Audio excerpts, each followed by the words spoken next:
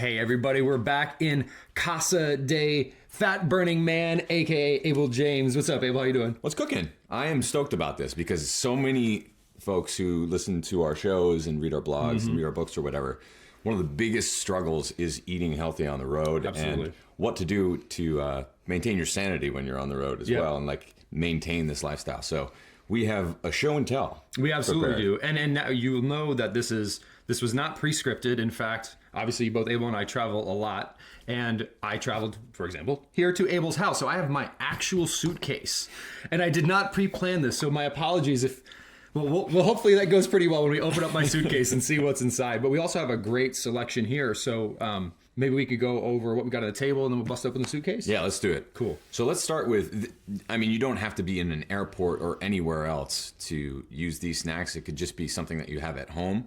But the good thing about these particular snacks is that they're really easy to take on the go and they don't tend to spoil very quickly. So Absolutely. These are things that we always have on hand when we're traveling.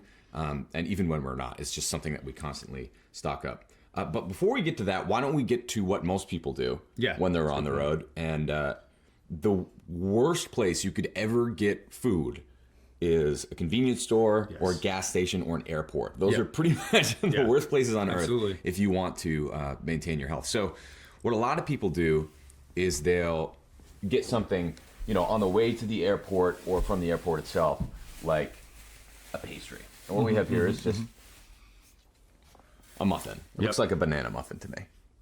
And this is the banana. The thing you'll notice, the common denominator between everything we'll show you, which is what to steer away from, is exactly what we talked about in other segments, which is it's going to be heavy in starch, it's going to be heavy in sugar, and it's going to be heavy in fat. And again, we talked about fat not being bad for you, but fat when combined with starch and sugar, and also the fat that is used in these types of processed products, is a nightmare. And you'll see basically the exact opposite when we show you what to eat. They will be low in starch, they will be low in sugar, and for the fattier options, they're going to be healthy, natural fats. Yeah. So, and here's the problem with this, is that even though calories in and of themselves aren't really the things that matter, eating this, which probably has, I would estimate it has between 400 and 600 calories, because it's probably packed with sugar, packed with the wrong kinds of fat, loaded with grains, but you might feel full after you eat it immediately. But about 30 minutes, an hour, certainly 2 hours later, you're going to be ravenous because your insulin is flooding, your blood sugar is sky high and then crashing, and you're going to want to eat again.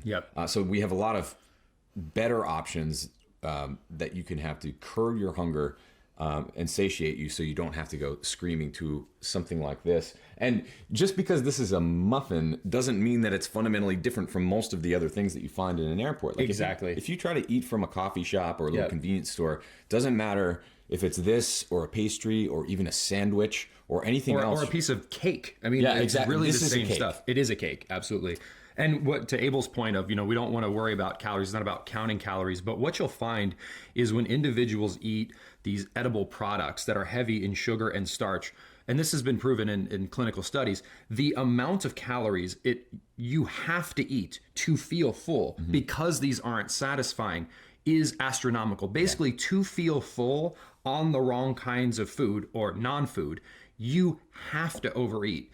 Literally, that was to Abel's point yesterday of a can of tuna fish versus this sugary beverage. The can of tuna fish makes you feel full. The sugary beverage, same number of calories. So again, it's not that calories are unicorns and they don't exist. They do exist. But when you eat the right kinds of foods, you never have to worry about them. If you eat the wrong kinds of edible products, you will overconsume calories and therefore gain fat. So even though counting calories isn't important, when you eat 600 calories that make you hungrier than if you hadn't. Exactly. That's a big issue. And so what else we have here is another super common snack that people bring on the road or just have around, which is a granola bar. And so this one isn't really marketed to be super healthy. I think people would pick this up as a treat. It's naturally and artificially flavored, wonderful. It's chocolate chunk.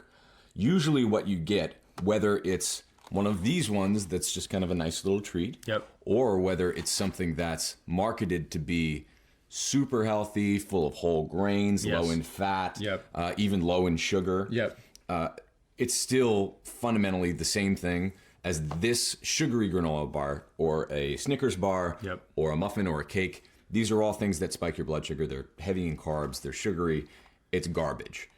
It's not something that's going to curb your hunger. Absolutely. You just kind of think that it does for the moment that you're eating it. And Abel, if I just highlight one thing here. So as a couple general rules, so I'm going to borrow, these are both from Michael Pollan, which if you haven't read his books, you absolutely should. Anything that makes health claims, like if it's in a box or a bag or packaging and it makes health claims, run the other direction. A good example of this, I saw an ad in a magazine the other day, which is like this product, not this product, but a product, has as much protein as one egg. Yeah. And they were like, oh my gosh, that means it has a lot of protein.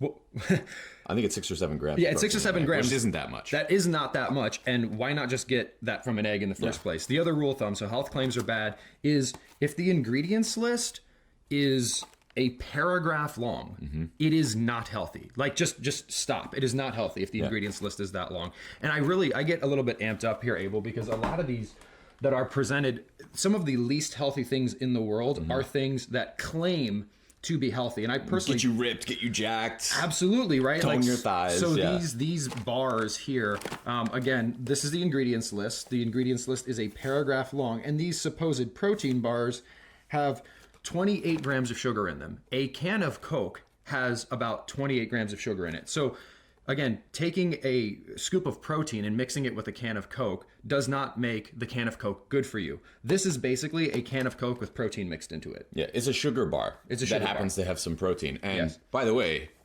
the protein, principally, when you look at the ingredients, comes from soy protein isolate, which is the thing that gives you man boobs quicker than anything else on Earth. Soy protein isolate is something that has been claimed to be one of those health foods. Anything coming from soy is supposed to be a health food according to a lot of food marketers. The problem is that is absolutely not true. Absolutely.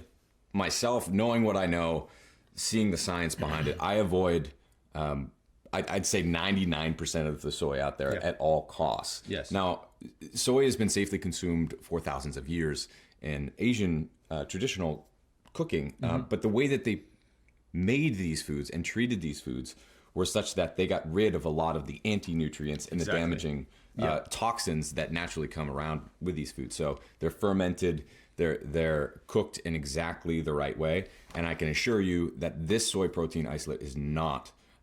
We also have corn syrup, high fructose corn syrup, pretzels. I can see that there are GMOs. I mean, it's taking me a little while because there is so much in here, but well, just by way of comparison, Abel, so we're not saying that, any and all forms of, and there's, going to be exceptions to everything, right? Like this protein bar is not from the earth. It has not been around for 2,000 years, but sometimes, we got to make steps in the right direction. So this is a Quest bar. And if you actually look at this bar, so that bar had 30 grams of protein and 28 grams of sugar. This bar has 21 grams of protein and 1 gram of sugar. So there's a 21-to-1 protein to sugar ratio. And if you look at the ingredients list, the actual ingredients list in a Quest bar is whey protein isolate, milk protein isolate, prebiotic fiber, which is fabulous for your gut health, almonds, water, unsweetened chocolate, cocoa butter, and erythritol. Yeah, that's the entire ingredients list. So these Quest bars, they're a staple for me when I travel, and they represent what a protein bar should, which is a minimum of 7-to-1 protein to sugar ratio. Yeah, and I'd say for something like a Quest bar, this is probably the best I've found of protein bars that are out there. For most people in most circumstances, unless you can find something that like exactly is a Quest bar with ingredients that are this clean, and I still don't agree with 100% of them, but unless you can find something like this, it's always better to go for real food first. Absolutely. This is kind of like an emergency food. It's always better to make sure that you do get your protein from someplace that's reasonably good, and if you can tolerate whey, then this is a really good option for you.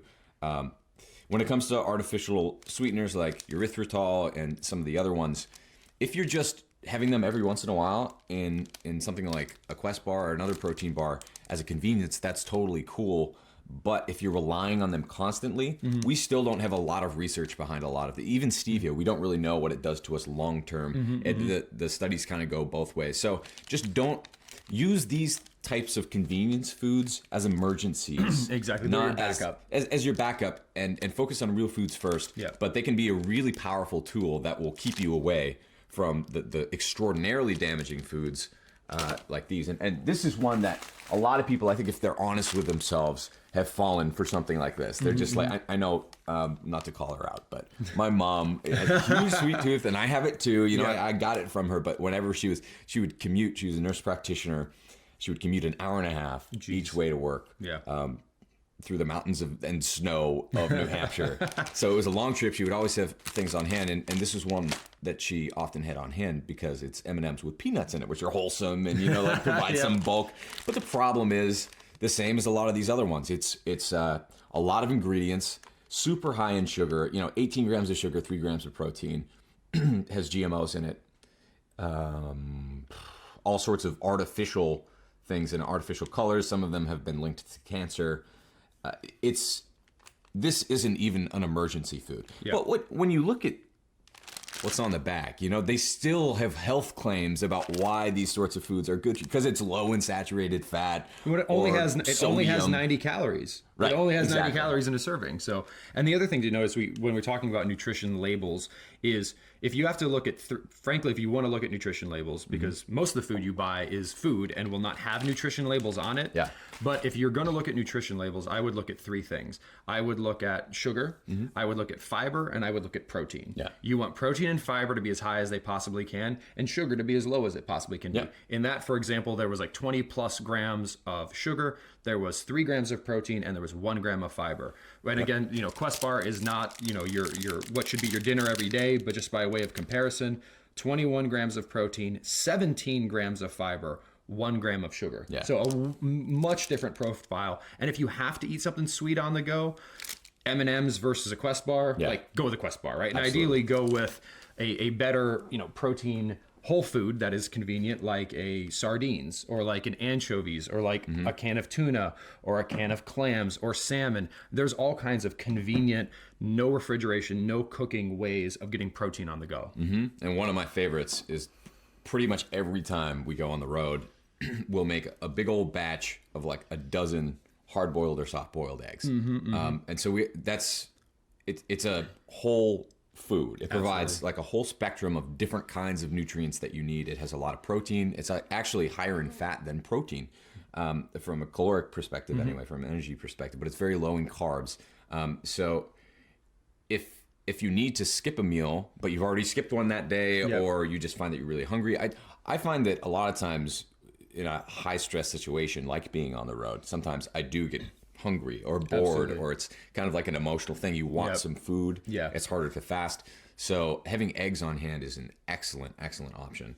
Some other really awesome options when you're traveling are nuts. And so these are mixed nuts. One thing you want to look out for when you're buying nuts is you want to make sure that they're not cooked in soybean oil or industrial oils. It's best if they're dry roasted or raw and sat overnight. If you can prepare them properly yourself, and we can provide links to that because it's actually kind of an involved process. But if you know how to do that, that's great. If you don't, it's not that hard, but it's worth doing. Make sure that the nuts that you get are not rancid. If they taste off or moldy, it's better to not eat them than stuff them down your gullet. So great option when you're traveling. We also always have some sort of protein. So I tend not to have many bars around, so I will have protein, and I do pretty well with whey. It doesn't really matter if what kind of protein you prefer, as long as it's low in toxins and low in junk, absolutely, and low in sugar. But this one, I tend to really like goat protein, goat whey. I do well with cow whey, but most people tend to do better with goat whey from a biological perspective in terms of digestion.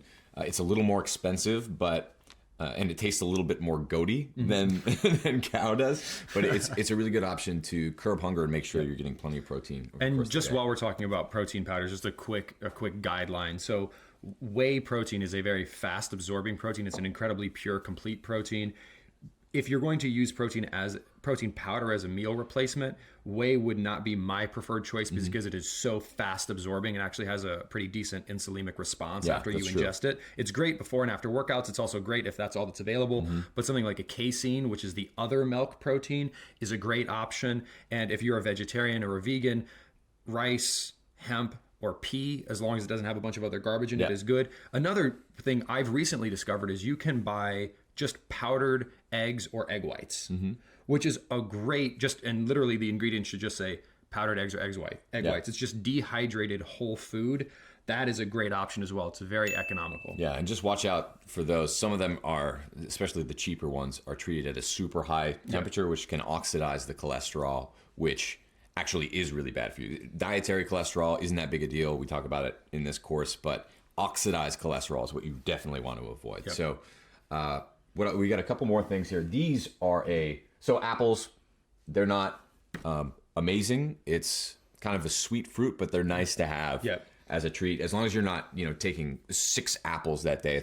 Most people don't really abuse that, but if you are trying to lose fat really quickly, most people do well limiting the fruit. But and if you need travel fruits, the optimal travel fruits would probably be more of a orange or a grapefruit.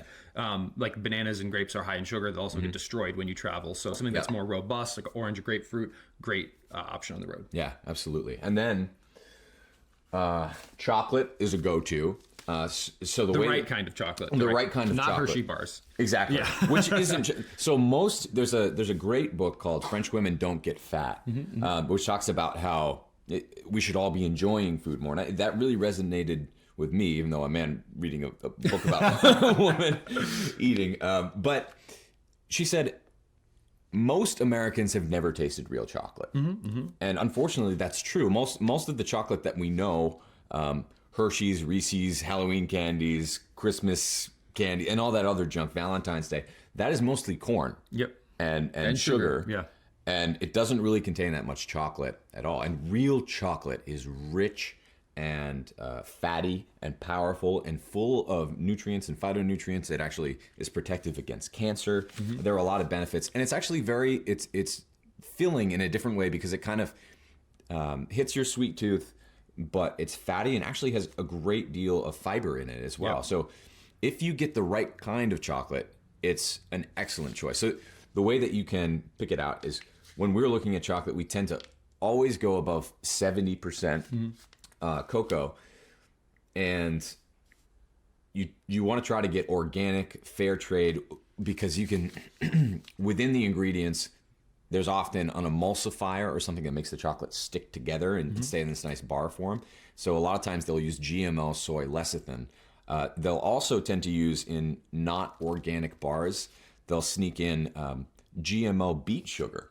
So that's something that you definitely want to avoid. Usually bars like that aren't using the best chocolate either, so they don't taste quite as good. But this is a bean to bar from Madagascar. There are lots of different kinds. When you get into chocolate, it's kind of like picking out a fine wine. So don't worry about it too much, but have some fun with it. Just go for 70+% and see how high you can go. Like there are some bars that are like 90+% that are almost pure chocolate, and I love them. I don't need that much sweetness. And if you want to make your own chocolate treats, you're going to actually be buying cocoa or cacao, and you will be amazed if you look at the nutritional label. Pure cocoa or cacao is, we're talking fiber and protein powerhouse. So you will be shocked, in addition to all the antioxidants. So shall we bust open the suitcase here and see how I did? Yeah, let me do one more quick thing. So these are great options in terms of vegetables to take on the road. So celery is pretty robust. Very robust. And can handle it. And it's nice and filling. It provides you that bulk. So a lot of times I'll have something like this and load it up with fiber to decrease the absorption time. Like you said, that's true. On an empty stomach, that can make you hungry. It can raise your insulin a lot. And it'll be kind of like a meal that I create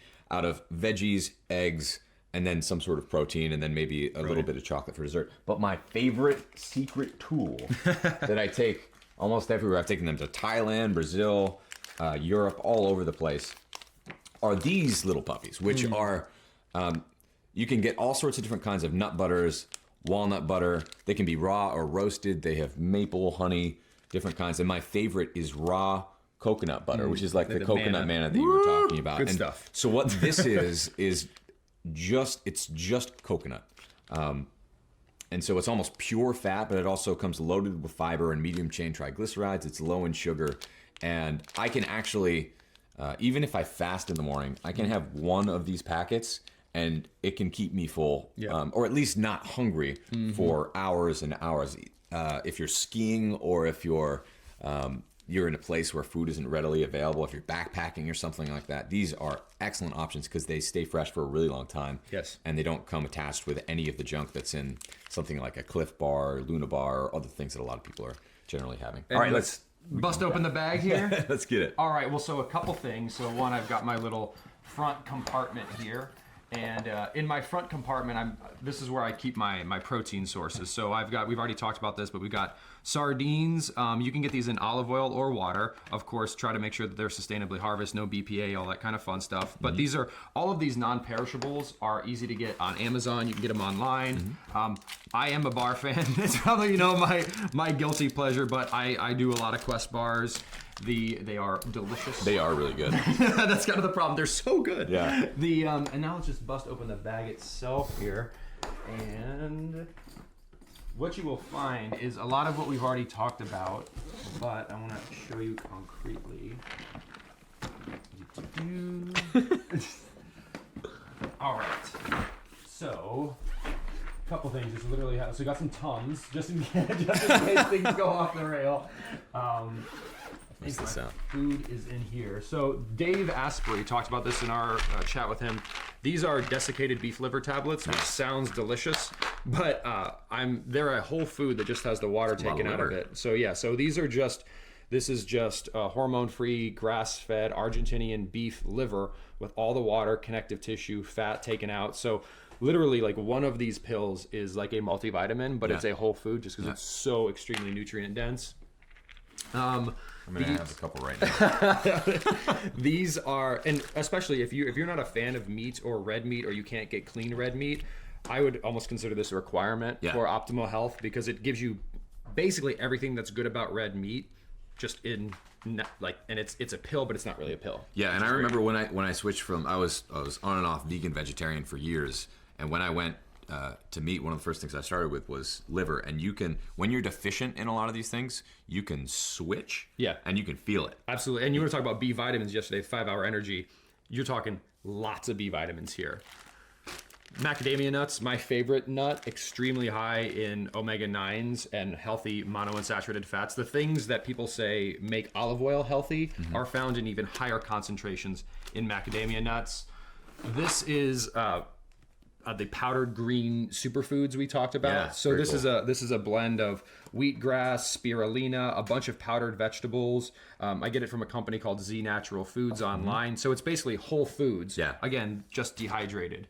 And chia seeds. Nice. So I eat these for breakfast or in the evening. Just mix them in my hotel room with a cup of water. Enjoy it. Also have some shredded coconut, but I ate all of it already. Because you just take the shredded coconut, some chia seeds, put them in a cup in your hotel room, and you're rocking and rolling. So that really gets me through the day when I'm traveling. I've got my healthy fats, I've got my vegetables, and I've got my protein. Right? It's just almost that paint by numbers approach we talked about yesterday. That's awesome. Yeah, and I do very similar things. Let's talk from a lifestyle perspective about a couple of other things that you can bring along on the road. You want to start with these guys? Absolutely, yeah. So in terms of, we're going to get into resistance training in other segments, but the least heavy way to transport resistance is resistance bands. And you can get these on Amazon.com, anywhere, for very inexpensive, and you can get heavy bands. I got a set of resistance bands from Amazon that has a 65-pound resistance band, a 35 and a 45-pound. So, Wow. I mean, you can really do a lot of good work with simple resistance. And we're talking sub $50 for the set. Yeah.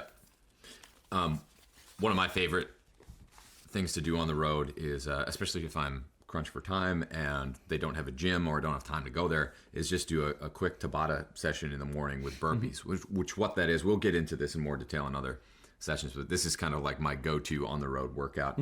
It's very simple. You do 20 seconds of some sort of high intensity exercise. I usually do burpees, which are jumping up, doing a push-up, then kind of doing a squat and popping back up and clapping your hands. The people downstairs always love it. You do as many as you can in 20 seconds, then you rest for 10, and you repeat that 8 to 10 times. So for me, it takes me about 5 minutes. Yep. And if you're not smoked by the end of that, you're doing it wrong. Yep. So absolutely, that's a great workout on the road. You don't even have to bring resistance bands or anything. So don't use the fact that you don't have any equipment as an excuse not to get some sort of activity in, especially if it's an extended bit of travel. One note there, though, is that generally when you're traveling, people are a little bit worn out. Your immune system has probably been compromised a bit because you're blasted with, as Dave said in the bonus segment, with artificial fragrances and jet fuel fumes, and not to mention all the dozens of people who are probably on your plane in that closed chamber with who knows what that they were giving you. So make sure that you especially prioritize sleep while you're on the road, because you're going to be compromised in some way or another, and you don't want to over-exercise when you're already stressed out. Absolutely. Because what that does is it's actually a stressor, and it can further compromise your immune system. So doing something really quick and simple and high intensity is a great option because it reduces the amount of risk of compromising your health. Yep. But it maximizes the benefit of you actually. I get a lot of energy just from doing that 4 to 5 minute workout in the morning. Absolutely. I feel totally rocked out for the rest of the day. Gets the blood pumping. And for individuals out there who may not be able to do things like burpees or like more of these explosive movements, don't worry, because in future sessions, we're going to show the key thing Abel mentioned there, which is spot on, is the intensity. You want to go short but intense. And intense can be speed, meaning you move faster, that increases intensity, or you can use resistance and actually moving slower to increase intensity, and we'll cover that too. So really, lack of equipment and being in a hotel room does not have to compromise your ability to exercise smarter, nor does it have to compromise your ability to eat sanely and healthfully if you have the right information. Totally. And let's talk just a little bit more about sleep. Oh, and one note, we mentioned this also in the Dave Asprey segment. Tap water is not always a great option. There are a lot of things in it that can be harmful. Chlorine, fluorine, sometimes pathogens, jet fuel also can be found in it. There can also be BPA in bottled water, but especially when you're traveling and especially out of the country, sometimes your best option, which is kind of the lesser of a few evils, is drinking bottled water. So that's always a go-to for me at airports because it's really important to stay hydrated. Most people are dehydrated most of the time, especially when you're flying at 30,000 feet. It's really easy to get dehydrated. So make sure you're drinking water. And then let's cover sleep a little bit. I talked about this in another segment. What this is a grounding mat. And this, when you're bouncing around at 30,000 feet plus in a lot of cases, it's a very unnatural state for your body. And so there are basically electricity and magnetic pieces and of what's going on around you, even power lines and all these things can affect your natural nervous system, which is all run on electricity. So these electromagnetic forces actually can affect you. Now, that all sounds a little bit nuts and woo-woo, but there is research that supports a lot of this. They don't know exactly why grounding humans works in some cases, but I can personally attest anecdotally, I don't travel without a grounding mat, because what it does is it basically, it used to be the case where I'd sleep like 6 hours on the road. I'd usually wake up in the night. When you use a grounding mat, the first few times we used it, we found that we slept 8 to 10 hours uninterrupted. And it's incredible the difference that this makes. And it's only about $75. You can find it. I think I got this on Amazon. Nice. And you can get more expensive ones. We actually have it at home as well in the bedroom. And that, it helps us sleep better. You get kind of like an interesting tingling feeling when you first get it. But you can tell. And if you're totally jet lagged, one of the best things you can do is just go outside after you get off the plane, or you get to your hotel, or you get back home. Put your feet on the ground, just naked, no socks, no shoes or anything else, and just stay there for about 20 minutes. One of the reasons it feels so good to walk on the beach is because you're literally connecting with the electromagnetism of the earth.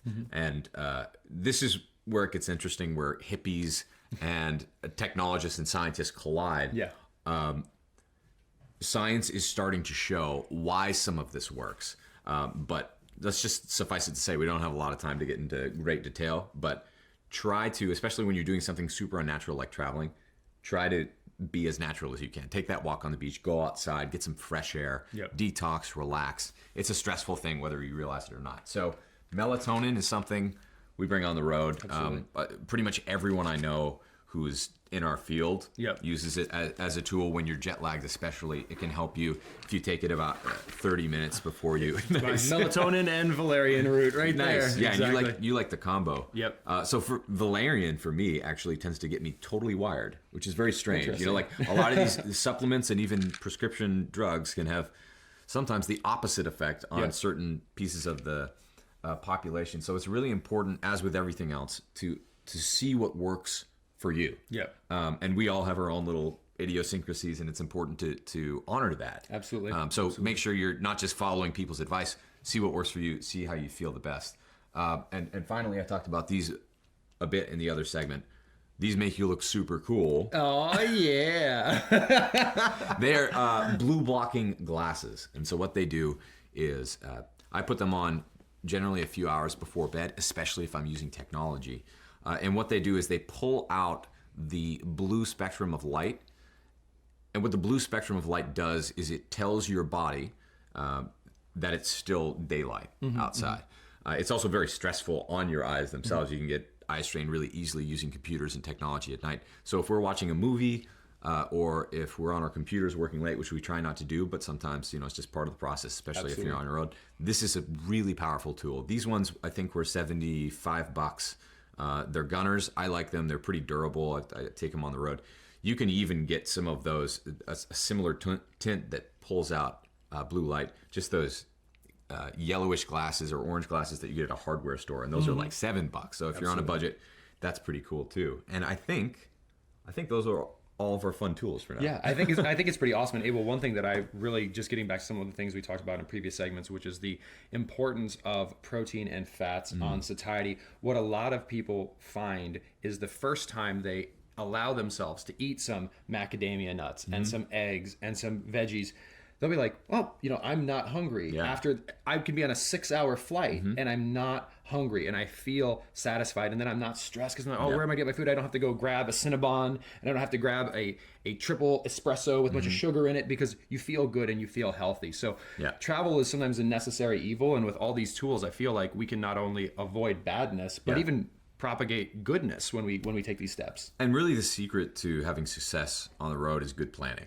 Absolutely. And that's what really separates a lot of the people who have success with this from the people who don't, is not knowing what to do, but actually doing it ahead of time and planning for all this. So the way that I used to feel about flying was I would go to comfort foods. That's why Cinnabon has such success in the airport, because as soon as you get off the plane, as soon as you walk in there, it's like the most delicious smell for someone who's, kind of faint-hearted at that point and kind of run down.